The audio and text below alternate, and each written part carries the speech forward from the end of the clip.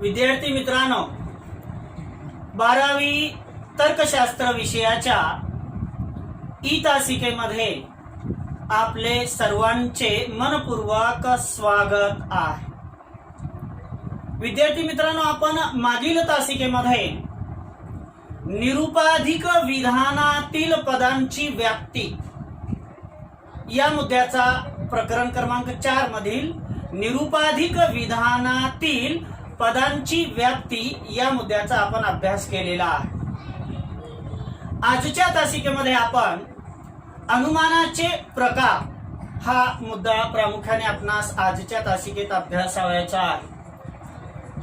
आणि हा मुद्दा अभ्यासत असताना आपणास जे विरोधी विधाने द्या असा जो प्रश्नपत्रिकेमध्ये आहे तो या मुद्द्यावरच आधारित आहे। म्हणून आपण काळजीपूर्वक अभ्यासाकडे लक्ष देणे, तासिकेकडे लक्ष देणे आवश्यक आहे। आपणास जो घटक आज अभ्यासायचा आहे तो आहे अनुमानाचे प्रकार। अनुमानाचे प्रकार हा मुद्दा आपणास आजच्या तासिकेमध्ये अभ्यासावयाचा आहे। आता अनुमानाची प्रक्रिया अशी आहे की ज्यामध्ये दिलेल्या माहितीच्या आधारे अनुमानाची प्रक्रिया कशी आहे की अनुमानाची प्रक्रिया अशी आहे की ज्यामध्ये दिलेल्या माहितीच्या आधारे निष्कर्ष काढला जातो। आपणास जी माहिती आहे त्या माहितीच्या आधारे एक निष्कर्ष काढला जातो, ही अनुमानाची प्रक्रिया आहे। अनुमानाच्या प्रक्रियेमध्ये दिलेल्या माहितीच्या आधारे आपण निष्कर्ष काढत असतो, निष्कर्ष काढला जातो। अनुमानाचे प्रामुख्याने 2 प्रकार आहेत। एक आहे वैगमनिक अनुमान आणि दुसरा आहे नैगमनिक अनुमान। अनुमानाचे प्रामुख्याने किती प्रकार आहेत विद्यार्थी मित्रांनो? 2 प्रकार आहेत। एक वैगमनिक अनुमान आणि दुसरा प्रकार नैगमनिक अनुमान, असे अनुमानाचे प्रामुख्याने 2 प्रकार आहेत। पारंपरिक तर्कशास्त्रात नैगमनिक अनुमान आणि वैगमनिक अनुमान यात फरक केलेला आहे। ट्रेडिशनल लॉजिक मध्ये, पारंपरिक तर्कशास्त्रामध्ये वैगमनिक अनुमान आणि नैगमनिक अनुमान या अनुमानाच्या 2 प्रकारांमध्ये फरक केलेला आहे, डिफरन्स केलेला आहे। वैगमनिक युक्तिवादात विशेष विधानांपासून सामान्य विधान अनुमानित केले जाते। वैगमनिक अनुमानामध्ये काय केलं जातं? विशेष विधानांपासून, विशिष्ट विधानांपासून, विशेष विधानांपासून म्हणजे विशिष्ट विधानांपासून निष्कर्षामध्ये एक सामान्य विधान मांडले जाते। निष्कर्षात मांडलेले सामान्य विधान हे विशिष्ट विधानांच्या आधारे काढलेले असते, ते आहे वैगमनिक अनुमान। आता उदाहरणच घ्यायचं असेल तर गुलाबाचे फूल सुंदर आहे, कमळाचे फूल सुंदर आहे, मोगऱ्याचे फूल सुंदर आहे, जाईचे फूल सुंदर आहे, बेशरमाचे फूल सुंदर आहे। तुम्ही म्हणाल सर बेशरमाचं फूल सुंदर, मी वास नाही म्हटलं, त्याचा गंध नाही म्हटलं, दिसण्यासाठी म्हणतो सुंदर, आणि खरंच सुंदर दिसतं। कधीतरी पहा कशाकडे? बेशरमाच्या फुलाकडे। आता आपण पाहिलं गुलाबाचे फूल सुंदर आहे, कमळाचे फूल सुंदर आहे, मोगऱ्याचे फूल सुंदर आहे, बेशरमाचे फूल सुंदर आहे। या विशिष्ट विधानांच्या आधारे निष्कर्षामध्ये एक सामान्य विधान काय म्हणता येईल आपल्याला? अगदी बरोबर आहे की सर्व फुले सुगंधित असतात। हा सामान्य विधान निष्कर्षामध्ये जे मांडलेला आहे ते आपण विशिष्ट विधानांच्या आधारे काढलेला आहे।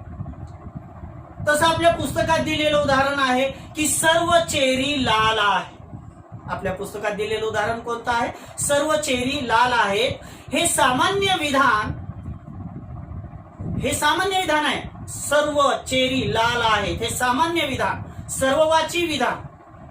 हे सर्ववाची विधान काही चेरी लाल आहेत हे निरीक्षण करून निष्पादित केलेले आहे। हे निरीक्षण करून काढलेले विधान सामान्य विधान आहे। मग नैगमनिक अनुमानात काय करतो? जसं आपण आता पाहिलं, वैगमनिक अनुमानामध्ये विशिष्ट विधानांच्या आधारे निष्कर्षामध्ये सामान्य विधानाची मांडणी करतो. सर्व चेरी लाल आहेत हे सामान्य विधान काही चेरींचे निरीक्षण करून काढलेले विधान सामान्य विधान आहे, निष्पादित केलेले सामान्य विधान आहे. मग नैगमनिक अनुमानामध्ये जो अनुमानाचा दुसरा प्रकार आहे त्यात आपण युक्तिवाद कसा करत असतो? तर नैगमनिक युक्तिवादात सामान्य विधानापासून विशेष विधान अनुमानित केले जाते. अगदी विरुद्ध आहे. आपण जे विचार करत आहात अगदी बरोबर आहे की वैगमनिक अनुमानाच्या अगदी विरुद्ध इथं विशिष्टाकडून सामान्याकडे चाललो. कुठं? वैगमनिक अनुमानामध्ये. आणि नैगमनिक अनुमानामध्ये युक्तिवाद करत असताना काय करतो आपण? सामान्य विधानापासून विशेष विधान म्हणजे विशिष्ट विधान अनुमानित केले जाते. मग या नैगमनिक अनुमानाचे दोन प्रकार आहेत. अनुमानाचे सुरुवातीला आपण दोन प्रकार पाहिले, वैगमनिक अनुमान, नैगमनिक अनुमान. आता आपण नैगमनिक अनुमानाचे दोन प्रकार आहेत. पहिला प्रकार आहे व्यवहित अनुमान. पहिला प्रकार कोणता विद्यार्थी मित्रांनो? व्यवहित अनुमान. आणि दुसरा प्रकार आहे त्याचा अव्यवहित अनुमान. दुसरा प्रकार कोणता आहे? अव्यवहित अनुमान. हे नैगमनिक अनुमानाचे, कशाचे? लक्षपूर्वक ऐका, नैगमनिक अनुमानाचे असलेले दोन प्रकार आहेत. कोणते?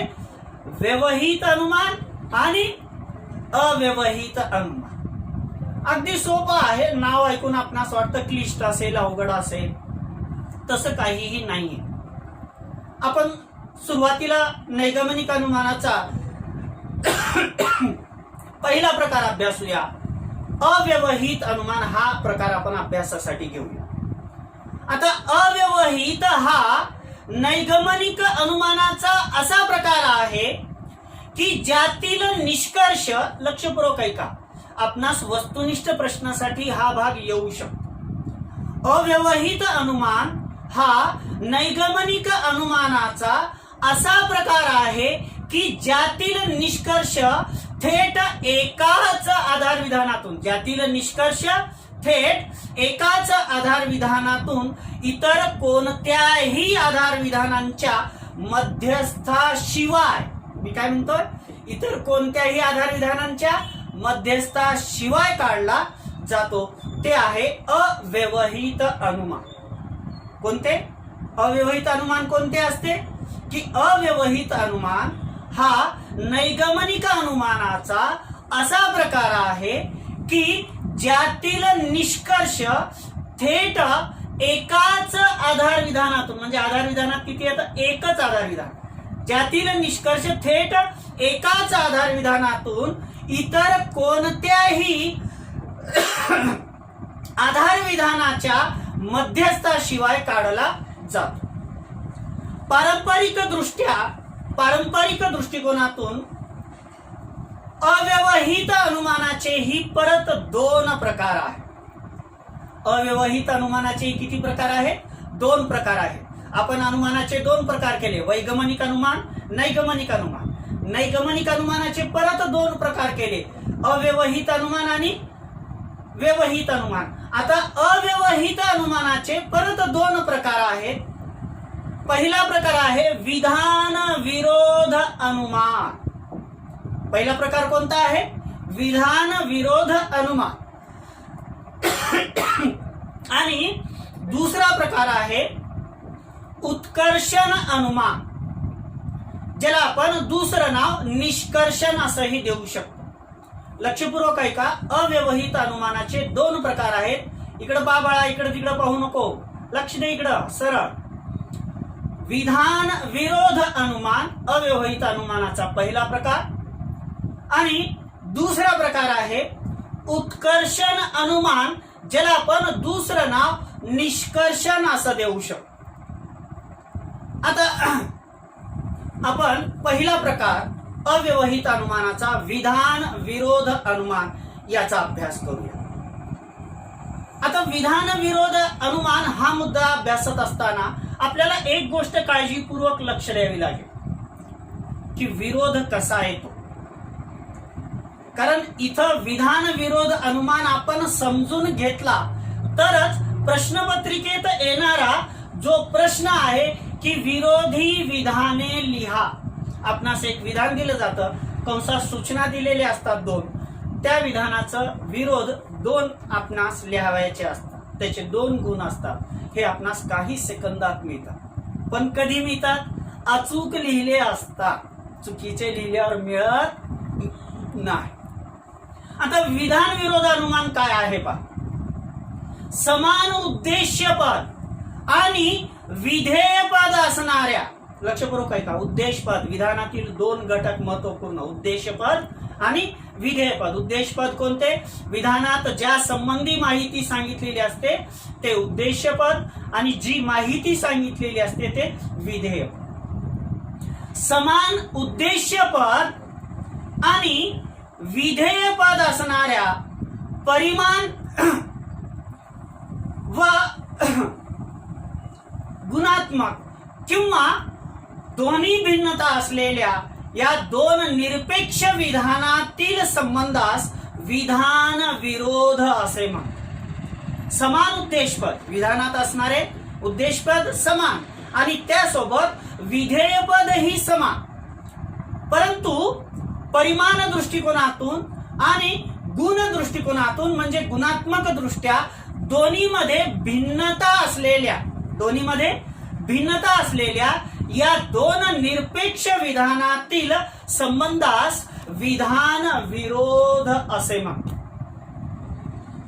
मग आपण जी निरपेक्ष विधानाची 4 प्रकार अभ्यासलेली आहे, कोणती विद्यार्थी मित्रांनो? तू सांग बरं बाळा, इकडं तिकडं पाहू नको, तुलाच विचारतोय. कोणते 4 प्रकार आहेत सांग? ए, ई, आय आणि ओ. तर ए, ई, आय, ओ विधानांच्या या 4 जोड्यांचा जर विचार केला,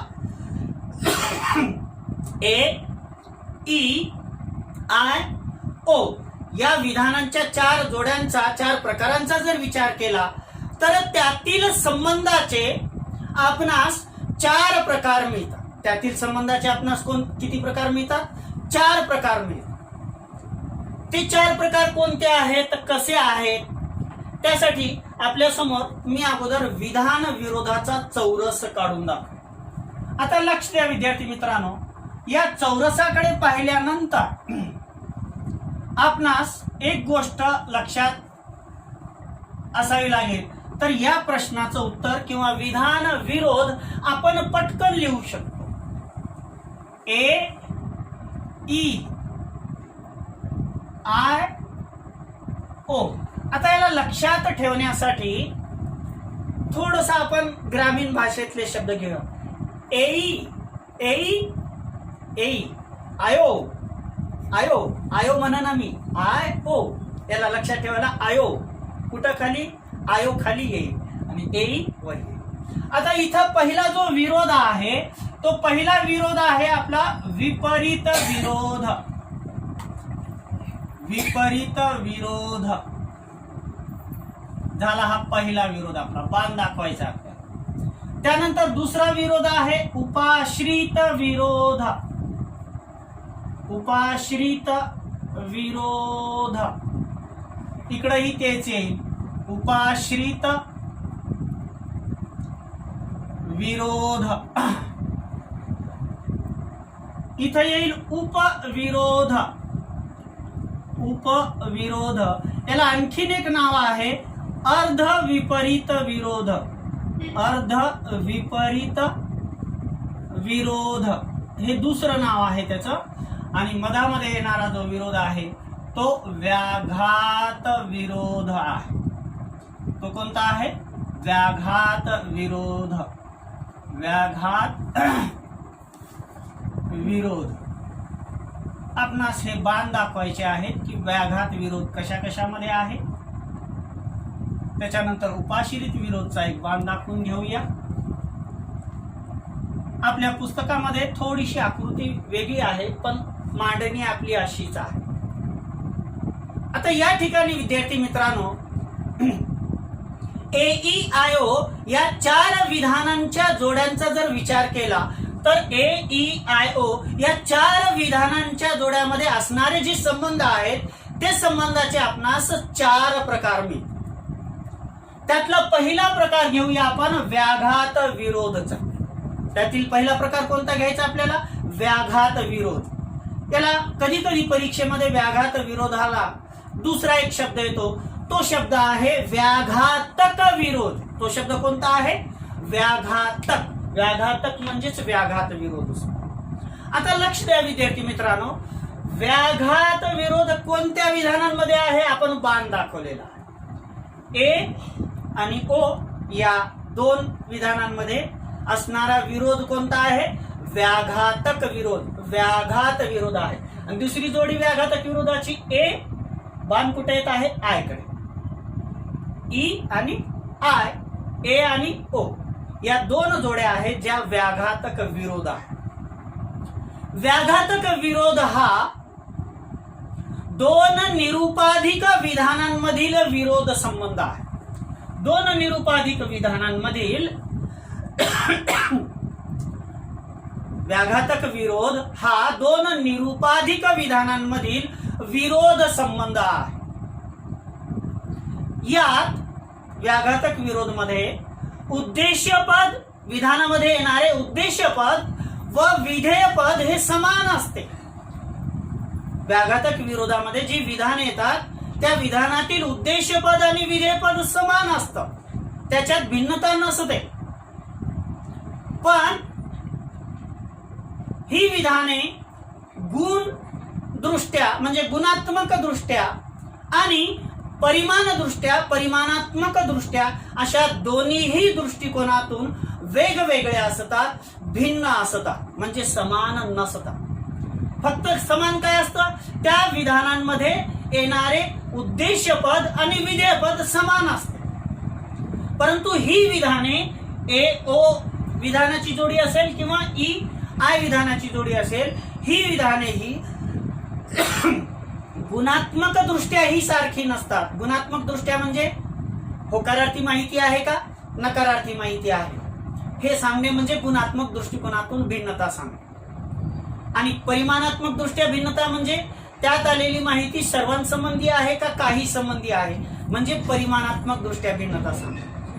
मी काय म्हणत आहे की व्याघातक विरोधातील विधाने ही गुणात्मक दृष्ट्याही भिन्न असतात आणि परिमाणात्मक दृष्ट्याही भिन्न असतात.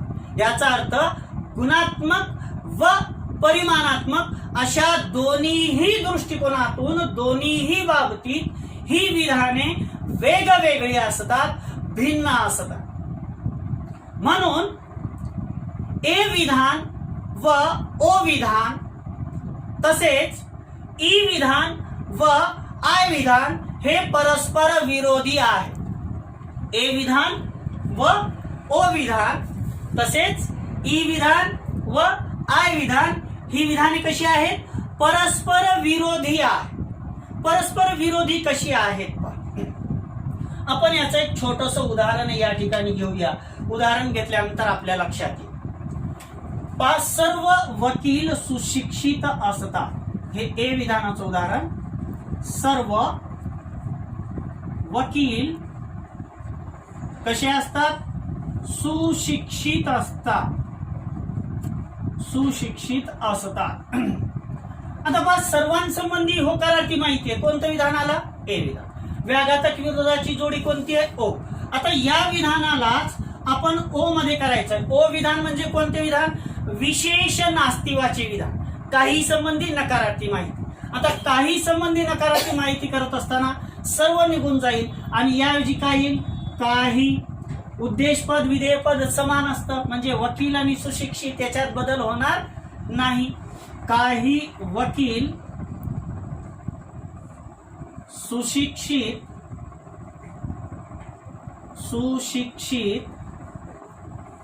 ओ विधान म्हणजे विशेष नास्तिवाची विधान तर नसतात असं. पण सर्व वकील सुशिक्षित असतात याचा व्याघातक विरोध ओ विधानामध्ये काय होईल? काही वकील सुशिक्षित नसतात. सर्व वकील सुशिक्षित असतात, हे ए विधान आहे. ए विधानाचं ओ विधानामध्ये व्याघातक विरोध केला असता काय होईल त्याचं? काही वकील सुशिक्षित नसतात. तसं ई विधान घ्या. एकही वैमानिक सागरी अभियंता नाही. एकही वैमानिक सागरी अभियंता नाही. सर्वांसंबंधी नकारार्थी माहिती आहे. सर्वांसंबंधी कशी माहिती आहे? नकारार्थी माहिती आहे. एकही अभियंता, अभियंता म्हणजे इंजिनियर, कळालं? अभियंता म्हणजे इंजिनियर. एकही अभियंता एकही वैमानिक सागरी अभियंता नाही. आता याचा व्याघातक विरोध आय मध्ये होईल. मग आय विधान म्हणजे कोणतं? विशेष अस्तित्वाचे विधान. काय होईल मग? एकही वैमानिक सागरी अभियंता नाही. आय विधानात करा. काय होईल? काही वैमानिक सागरी अभियंते असतात. म्हणजे इथं पहा, गुणात्मक आणि परिमाणात्मक दृष्टिकोनातून, परिमाणात्मक म्हणजे संख्यात्मक दृष्टिकोनातून इथं सर्वांसंबंधी माहिती आली आणि त्याचा व्याघातक ज्यामध्ये आहे तिथं काही संबंधी. समानता आहे का परिमाणाच्या दृष्टिकोनातून? नाही. इथं सर्वांसंबंधी माहिती आहे आणि इथं काही संबंधी. म्हणजे परिमाणात्मक दृष्टिकोनातून व्याघातक विरोधातील जोडी कशी असते? भिन्न असते, वेगवेगळी असते. आता गुणात्मक दृष्ट्या म्हणजे होकारात्मक माहिती आहे का नकारात्मक? इथं होकारात्मक माहिती आहे. सर्व वकील सुशिक्षित असतात, होकारात्मक माहिती आहे.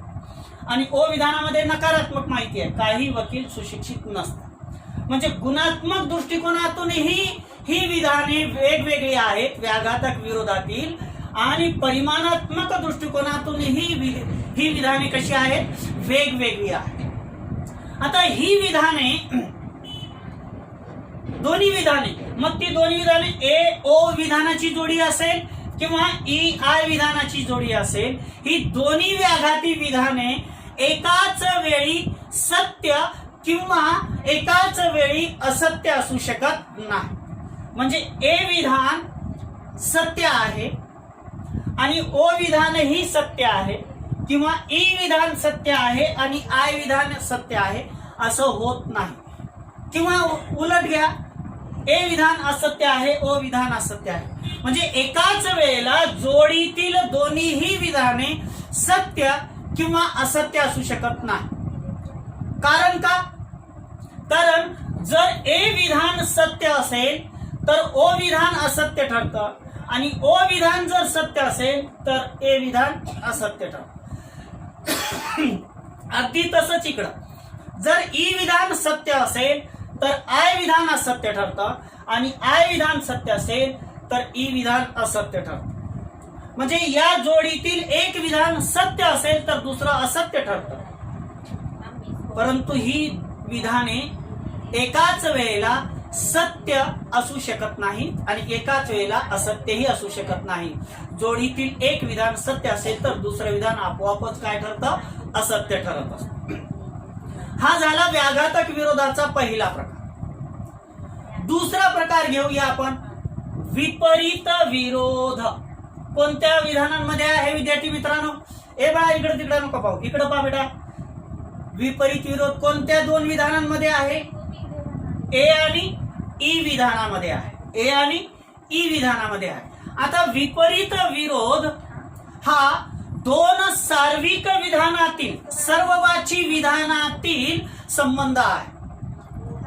विपरीत विरोध हा दोन सार्विक विधानातील, दोन सर्ववाची विधानातील संबंध आहे, ज्यातील उद्देशपद आणि विधेयपद हे समान असते. व्याघातक विरोधाप्रमाणे ज्या विधानातील उद्देशपद, येणारे उद्देशपद आणि येणारे विधेयपद हे समान असते, परंतु ही विधाने परिमाणात्मक दृष्टिकोनातून म्हणजे संख्यात्मक दृष्टिकोनातून सारखी असतात, परंतु गुणात्मक दृष्टिकोनातून भिन्न असतात. गुणात्मक दृष्टिकोनातून भिन्न असतात म्हणजे काय?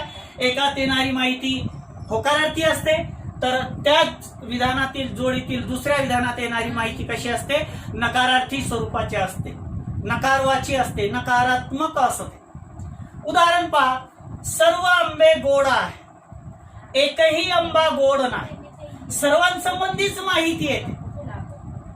म्हणजे परिमाणात्मक दृष्टिकोनातून विपरीत विरोधातील ए आणि ई विधानामध्ये भिन्नता नाही, परंतु गुणात्मक दृष्टिकोनातून मात्र भिन्नता येते. सर्व आंबे गोड आहे आणि ई विधानामध्ये एकही आंबा गोड नाही, म्हणजे गुणात्मक दृष्टिकोनातून इथं भिन्नता येते. एकात येणारी माहिती होकारार्थी येते आणि ई विधानात येणारी माहिती कशी असते, नकारार्थी स्वरूपाची येत असते. म्हणून ही विधाने गुणतत्वानुसार भिन्न असतात, परंतु गुणात परिमाणात्मक दृष्टिकोनातून सारखे असतात. विपरीत विरोध हा ए आणि ई विधानामध्ये असतो. आता आपल्या पुस्तकात दिलेलं उदाहरण पाहूया. सर्व कलाकार सर्जनशील असतात. सर्वांविषयी होकारार्थी माहिती कोणतं विधान आहे विद्यार्थी मित्रांनो? ए विधान आहे. सर्व कलाकार सृजनशील असतात, सर्वांसंबंधी होकारार्थी माहिती ए विधान. आता विपरीत विरोध म्हटलं तर कशात करावं लागेल याला? ई मध्ये. आता सर्व कलाकार सृजनशील असतात, याला ई विधानामध्ये करा परिवर्तन, व्याघात करायचा, विरोध द्या. एकही कलाकार सृजनशील नाही, एकही कलाकार सृजनशील व्यक्ती नाही. पहा, उद्देशपद विधेयपद सारखे आले, कलाकार सृजनशील, पण गुणात्मक दृष्टिकोनातून भिन्नता आहे. ए विधानात आलेली माहिती की सर्व कलाकार सृजनशील असतात, होकारार्थी माहिती. एकही कलाकार सृजनशील व्यक्ती नाही, नकारार्थी माहिती. म्हणजे गुणात्मक दृष्टिकोनातून विपरीत विरोध मध्ये भिन्नता असते ए आणि ई विधानामध्ये, परंतु परिमाणात्मक दृष्टिकोनातून ही सारखी असते. आता तिसरा प्रकार घेऊया. व्याघातक विरोध झाला, विपरीत विरोध झाला. आता तिसरा प्रकार घेऊया आपण, उपविरोध, ज्याला आपण दुसरं नाव अर्ध विपरीत विरोध असंही म्हणतो. आता अर्ध विपरीत विरोध कोणत्या विधानांमध्ये आहे विद्यार्थी मित्रांनो? आय आणि ओ विधानामध्ये आहे. अर्ध विपरीत विरोध हा दोन विशेषवाची विधानातील संबंध आहे.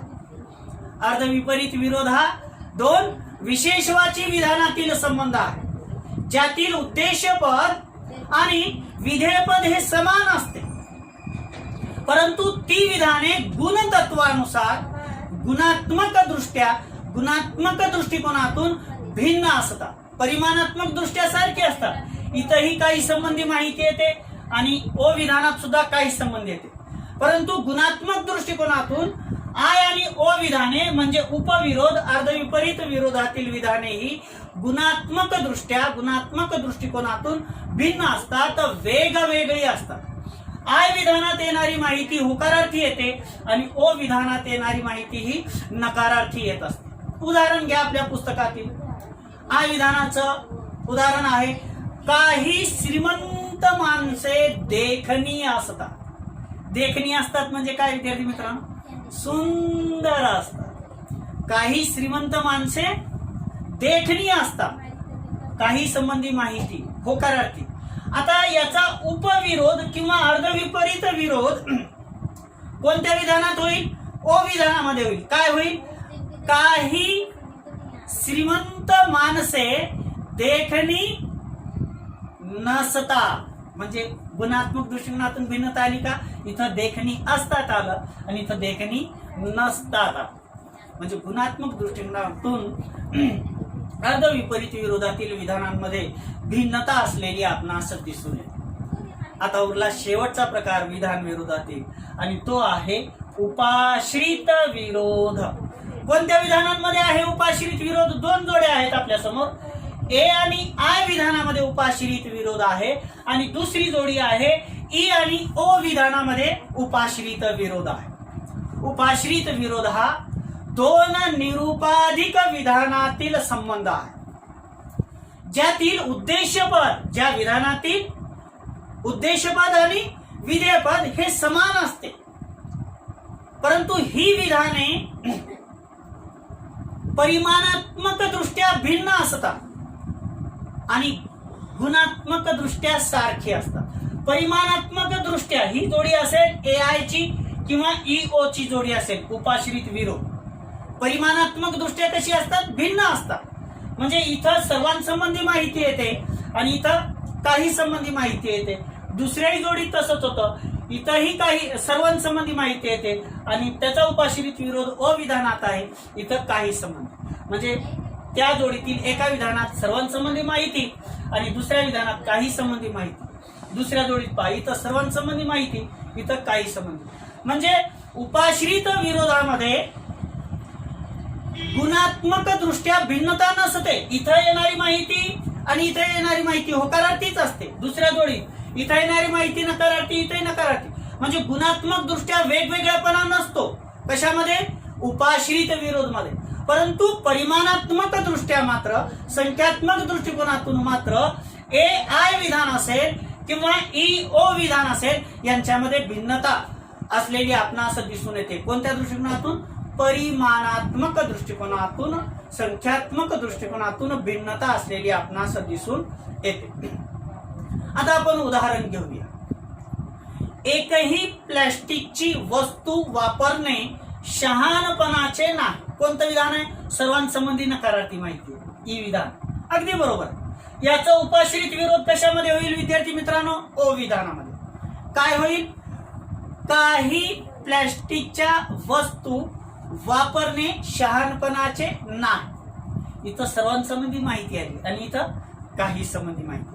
म्हणजे परिमाणात्मक दृष्ट्या भिन्नता आहे, गुणात्मक दृष्ट्या भिन्नता आहे का? नाही. इथंही नकारार्थी माहिती आली, इथंही नकारार्थी माहिती आली. म्हणजे उपाश्रित विरोधामध्ये येणारी विधाने ही परिमाणात्मक दृष्टिकोनातून भिन्न असतात, परंतु गुणात्मक दृष्टिकोनातून सारखीच असतात. आता या ठिकाणी आपण उपाश्रित विरोधच्या जर जोड्या जर पाहिल्या, उपाश्रित विरोधाची पहिली जोडी आहे ए आणि आय विधान, ई आणि ओ विधान. तर या ठिकाणी उपाश्रित विरोधामध्ये विधाने ही परस्पराशी संलग्नित असतात. परस्पराशी संलग्न असणे म्हणजे काय असणे? परस्पराशी संबंधित असणे. या ए विधानातूनच आय विधान व्यंजित होत असते आणि ई विधानातूनच ओ विधान व्यंजित होत असते. सर्व आंबे गोड आहे, इथं काही आंबे गोड आहे. म्हणजे सर्व आंबे गोड मधूनच व्यंजित होणारं विधान कोणतं आहे?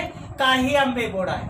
म्हणून असं म्हणलं जातं की उपाश्रित विरोधामध्ये असणारी विधाने ही ए आय विधान असेल किंवा ई ओ विधान असेल, ही विधाने परस्पराशी संलग्नित असतात. उपाश्रित विरोधात सर्ववाची विधान संलग्नित असलेल्या विशेषवाची विधानास व्यंजित करत असते. व्यंजित करत असते म्हणजे दर्शवत असते. अशा पद्धतीने हा विधान विरोध अनुमानाचा प्रकार, अव्यवहित अनुमानाचा प्रकार आपणास अभ्यासता येतो.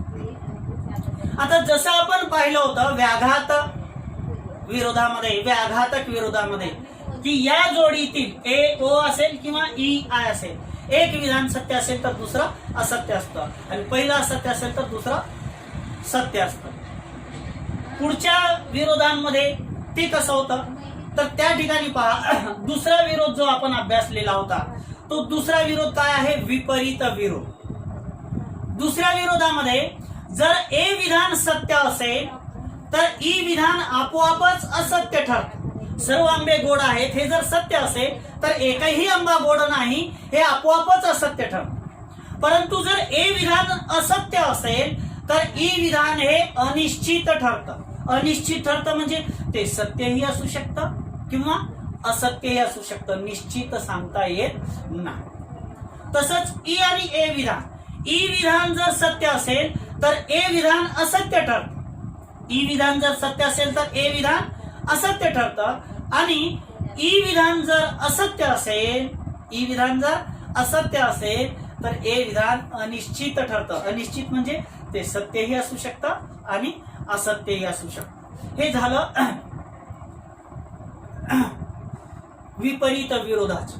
तिसरा प्रकार आपण अभ्यासूया अर्धविपरीत विरोधाचा.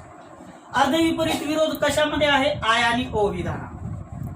आय विधान जर सत्य असेल तर ओ विधान अनिश्चित ठरतं आणि आय विधान असत्य असेल तर ओ विधान सत्य ठरतं.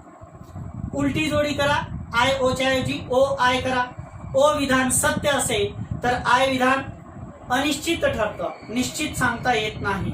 आणि ओ विधान जर असत्य असेल तर आय विधान काय ठरत असतं? सत्य ठरत असतं. आणि सगळ्यात शेवटी चौथा जो व्याघाताचा प्रकार आहे उपाश्रित विरोध. ए आय आणि ई ओ. ए विधान जर सत्य असेल तर आय विधानही सत्यच ठरतं. जर ए विधान असत्य असेल तर आय विधान अनिश्चित ठरतं, म्हणजे ते सत्यही असू शकतं किंवा असत्यही असू शकतं. आता ए आयच्या उलट करा, आय ए करू. आय विधान जर सत्य असेल तर ए विधान अनिश्चित ठरतं आणि आय विधान असत्य असेल तर ए विधान सुद्धा असत्यच ठरत असतं. दुसरी जोडी घ्या ई ओ ची. ई विधान जर सत्य असेल तर ओ विधान आपोआपच सत्य ठरतं, परंतु जर ई विधान असत्य असेल तर ओ विधान मात्र अनिश्चित ठरत असतं. याची जोडी उलटी करा, ओ ई. ओ विधान जर सत्य असेल तर ई विधान अनिश्चित ठरतं आणि ओ विधान जर असत्य असेल तर ई विधानही असत्य ठरतं. याचे तक्ते आपल्या पुस्तकामध्ये दिलेले आहेत. याच्यात लक्षात ठेवण्यासारखी एकच गोष्ट आहे विद्यार्थी मित्रांनो, की आपणास व्याघातक विरोध करता आला पाहिजे. आपणास काय करता आला पाहिजे? व्याघातक विरोध करता आला पाहिजे. तो लक्षात कशा ठेवायचा? आता आपणास दिलेलं विधान समजा एक आपण असं घेऊया, सर्व पुस्तके वाचनीय आहे. सर्व पुस्तके वाचनीय आहे. हे उदाहरण दिलेलं आपणास परीक्षेत आणि कंसात सूचना दिलेली आहे, व्याघातक अब्लिक उपाश्रित अशी सूचना दिलेली असते. म्हणजे याच विधानाचा व्याघातक विरोधही करायचा आहे आणि याच विधानाचा उपाश्रित विरोधही करायचा आहे. आता आपण सर्वप्रथम एक करूया, उत्तर लिहायचं आपल्याला. अगोदर ओळखा याला, या विधानाला प्रश्नपत्रिकेतल्या की कोणतं विधान आहे. सर्वांसंबंधी होकारार्थी माहिती आहे, म्हणजे हे येणारं विधान आहे ए. ए विधानाचं व्याघातक कशामध्ये होईल? चौरस आपल्या डोळ्यासमोर आला पाहिजे. ए विधानाचं व्याघातक कशामध्ये होईल? ओ विधानामध्ये. ओ विधान म्हणजे कोणते? विशेष नास्तिवाची विधान. विशेष नास्तिवाची विधान. आता विशेष नास्तिवाची विधान म्हणजे काय? काही संबंधी नकारार्थी माहिती. मला काही संबंधी नकारार्थी माहिती करा, सर्व जाईल. सर्वच्या ऐवजी काय येईल? काही.